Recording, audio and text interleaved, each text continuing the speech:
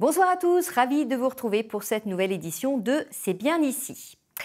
Vous êtes plus d'1 million de fumeurs dans le Grand Est. Mais savez-vous ce que devient votre mégot une fois la cigarette terminée? Comment faire d'ailleurs pour qu'il ne finisse pas dans nos rivières? Voici quelques exemples de solutions plutôt ingénieuses. Cendrier de poche, espace sans tabac ou encore cendrier de rue, les campagnes de sensibilisation se multiplient.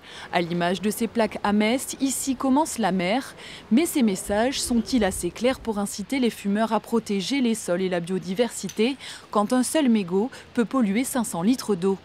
J'ai pris conscience de ça grâce à ces petites plaques et avant j'avais tendance, j'essaye le plus possible moi de jeter dans les poubelles, mais c'est vrai que des fois on est en speed dans la rue pour un rendez-vous, hop on voit une bouche d'égout, on va le jeter, mais c'est vrai que ça permet de conscientiser un petit peu, surtout quand on est à Metz, peut-être qu'on y pense plus dans le sud de la France, on a vraiment la mer et ici on se rend pas compte qu'en fait tous les réseaux sont reliés jusqu'à la mer et l'océan.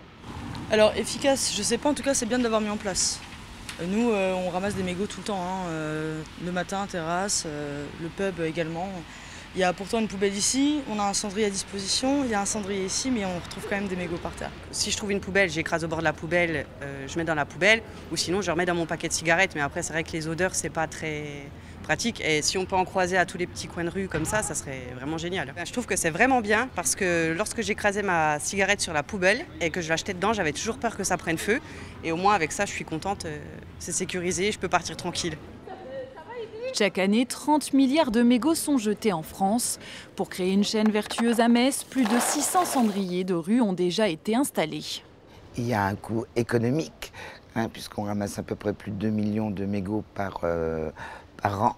Donc il faut bien qu'il y ait des agents qui viennent les ramasser. Ça arrive? Oui, oui.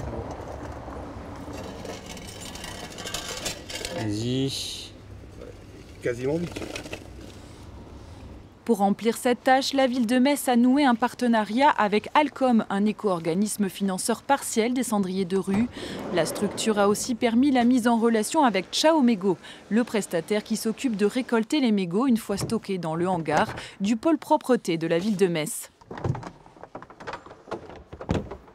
C'est ça en fait, on vient déposer le sac ici et ensuite dès qu'ils sont pleins, on contacte l'entreprise qui est dans l'Oise, Ciao Mégots, et ils viennent les collecter par la suite. Les mégots prennent ensuite la direction de Brel. Là-bas, la start-up les trie avant de les transformer. On enlève les 0,3% de substances toxiques et les odeurs qui sont contenues dans la fibre de mégots de cigarette. Après, on a de la fibre qui est isolante et qu'on va derrière transformer soit en doudoune, soit en isolant mural ou en isolant bâtiment. Ce processus s'inscrit dans le cadre de la loi anti-gaspillage pour une économie circulaire votée en 2021.